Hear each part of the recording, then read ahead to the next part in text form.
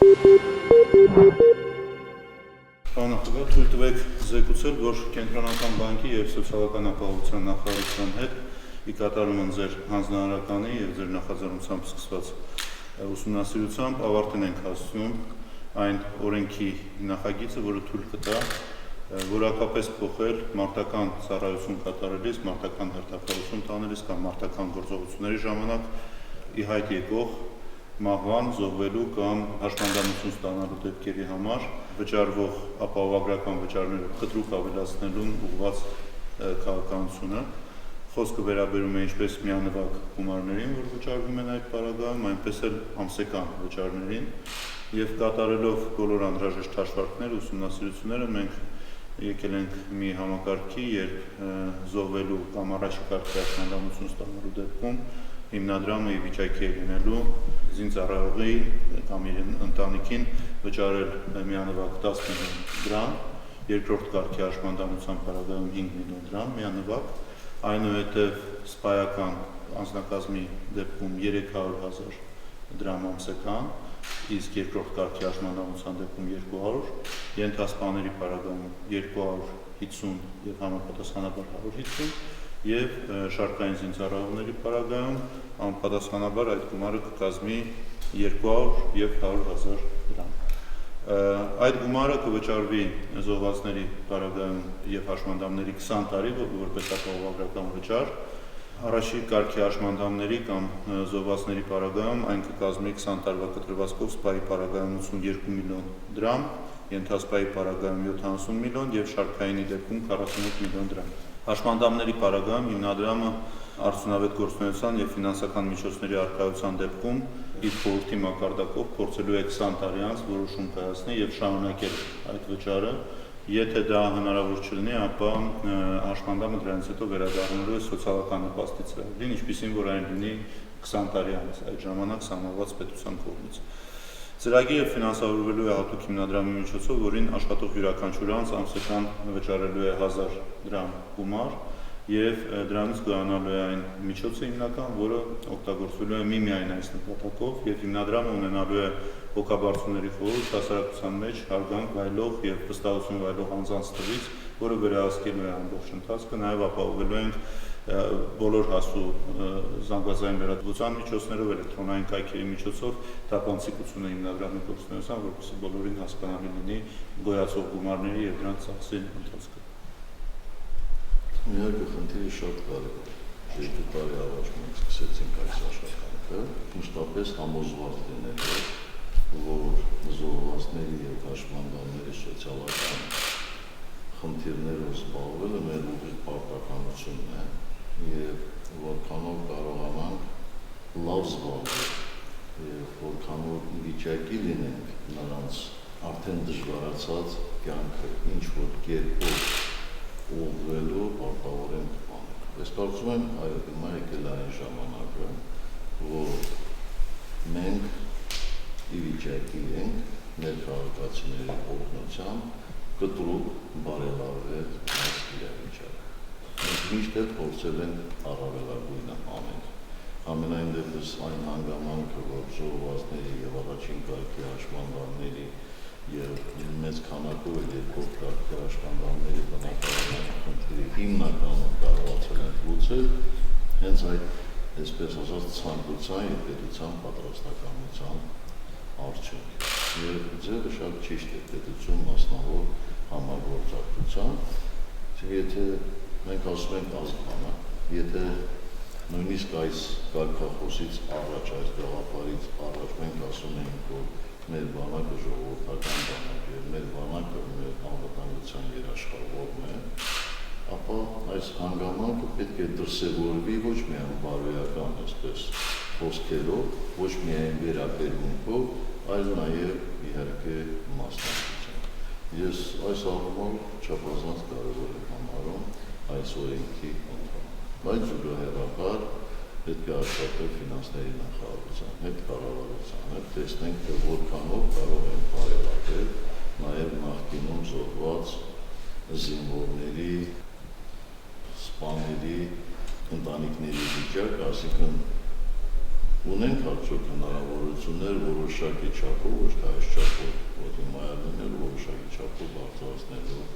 պետք է հաշվարկել տեսնել այսօրվա համակարգը արդյոք կարող է վատթարացնել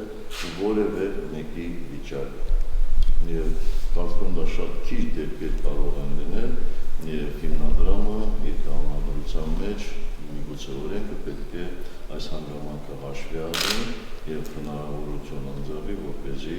վատթարացնող վիճակ չլինի եւ շատ կարեւոր է որ իմ խորին համոզմամբ այս փուլում եկել ենք այդ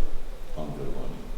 Ճիշտ է, այդպես պարոն նախագահ, մենք հենց ազգ-բանակ տրամաբանության մեջ ենք ծրագրի կառուցվածքը մտածել այն առումով, որ յուրաքանչյուր քաղաքացի եւ մենք տեսել ենք մեր հասարակության արձագանքը վերջին դեպքերի, ապրիլյան դեպքերի ժամանակ եւ իրականում դա մի հնարավորություն է, որ հասարակությունը կազմակերպված ձևով համախմբվի այն անձանց շուրջ եւ նրանց ընտանիքների շուրջ, որոնք կյանք են զոհել կամ իրենց առողջությունն են կորցրել հայրենիքը պաշտպանելիս եւ անպայման հաշվի կառնում են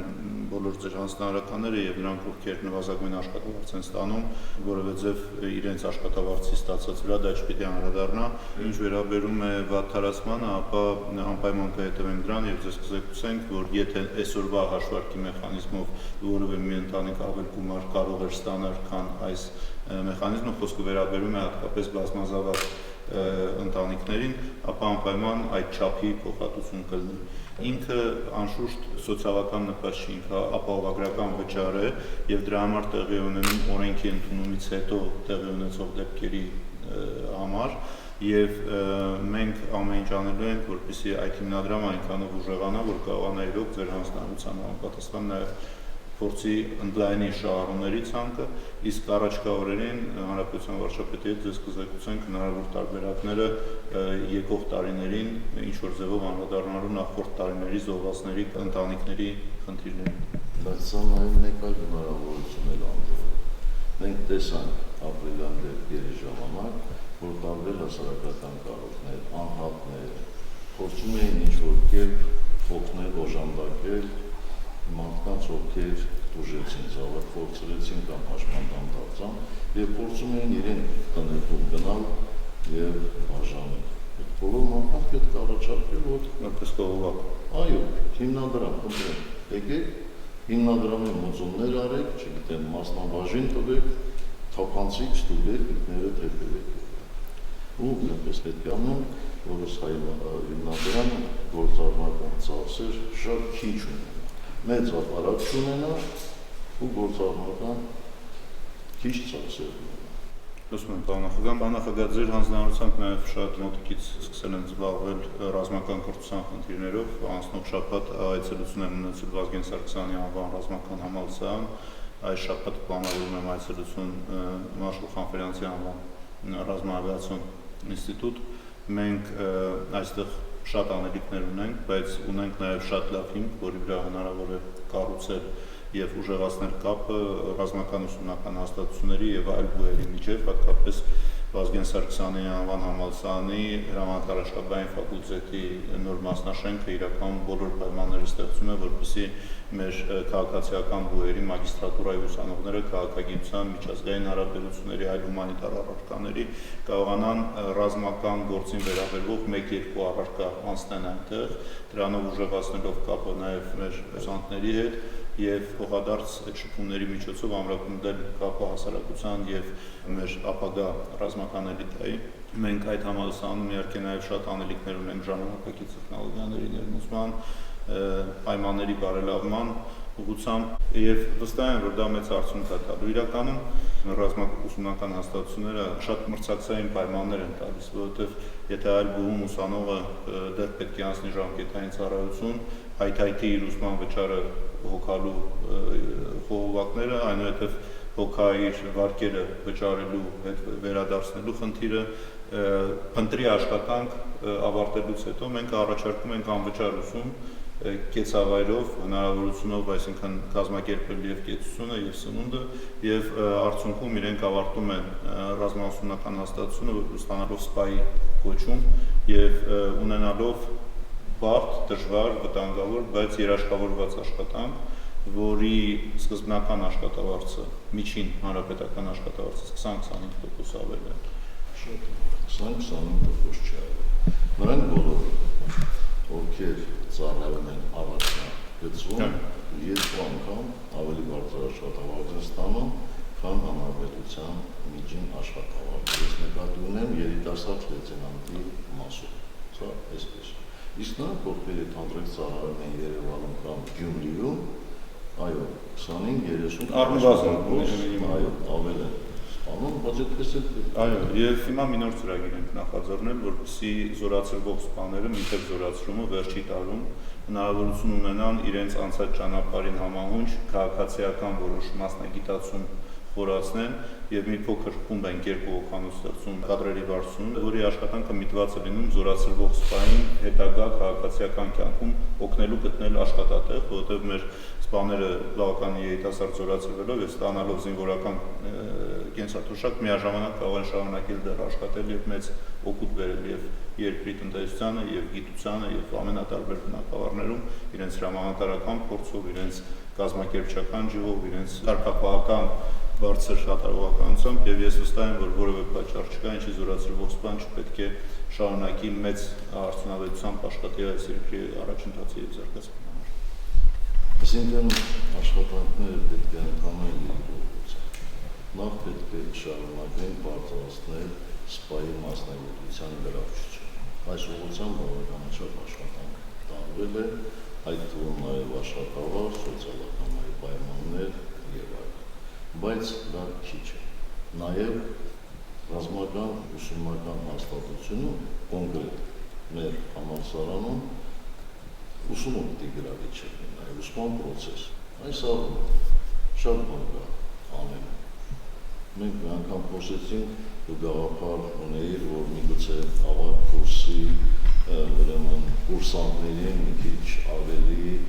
այսպես ազատ ռեժիմ ընձեռվի։ Հարցը պետք է նաև մասնագետների հետ քննարկել, այսինքն սա այնտեղն է, որտեղ կարելի է կիրառել այն առաջավոր փորձը, որ այլ ուսումնական հաստատություններում կա։ Երկրորդ ուղղությունը, որ իհարկե սպաների մասնագիտական պատրաստվածությունը պետք է բարձր արագ զարգացող աշխարհում, այդ թվում նաև տեխնիկապես արագ զարգացող աշխարհում սպան պետք է կարողանա դիապետել համապատասխան տեխնիկայի։ Եվ ես ուղղակի համոզմունք եմ, որ եթե մենք ձեռք ենք բերում առաջնակարգ տեխնիկա, օրինակ առաջնակարգ կապի միջոց, ապա առաջիններից մեկը սա պետք է գնա Վազգեն Սարգսյանի համար ռազմական ուսումնարան, որպեսզի սպան կարողանա դիապետել, որտեղ սպայի կայացման համար չափազանց կարևոր է, որ ինքը իր գիտելիքներով ավելի բարձր լինի, քան իր ենթակա զինվորներով։ Եթե այսպես լինի, երբեք զինվոր-սպա հարաբերություններում խնդիր չի առաջանա, բայց մեկ պատահում է այնպես, որ զինվորը, որ տարուկես 2 տարի արդեն ծառայում է առաջնագծում, ինքը շատ ավելի լավ է կրակում, շատ ավելի ուշադիր է դիրքում, շատ ավելի գրագետ հրամաններ է կարողանում տալ, քան նոր եկած լեյտենանտը։ Այդ պարագայում նոր եկած լեյտենանտի հեղինակությունը չի կարող լինել։ Եվ ընդունված բանը չի, ամբողջ աշխարհում ասում են, որ հրամանատարի դևիզը հետևյալն է, կատարիր այնպես, ինչպես ես։ Եթե սպան ֆիզիկապես ավելի կողմված չի, քան միջին զինվորը, այդպիսի սպան չի կարող հեղինակություն ունենալ։ Ոնց կարող, այսինքն դասակը ֆիզիկական պատրաստություն է հասնում, վազում է, վազքով ինչ-որ արգել պետք է հաղթահարի եւ հրամանատարը առջևից չի գնում, այդպիսի հրամանատարը չի կարող հեղինակություն ունենալ։ Եվ այս առումով ես կողմ եմ, որ միգուցե 5, 10, 20-ով ավելի քիչ մենք ունենանք լեյտենանտներ երիտասարդ, քան թե ունենանք շատ, բայց մասնագիտորեն չպատրաստված հրամանատար, սա չափազանց կարևոր է, եւ վստահությունը հրամանատարի նկատմամբ այդպիսի բաներից է գալիս։ Ըստ որ այս երկու ուղղությունը իհարկե պետք է անաչառ։ Լսում եմ,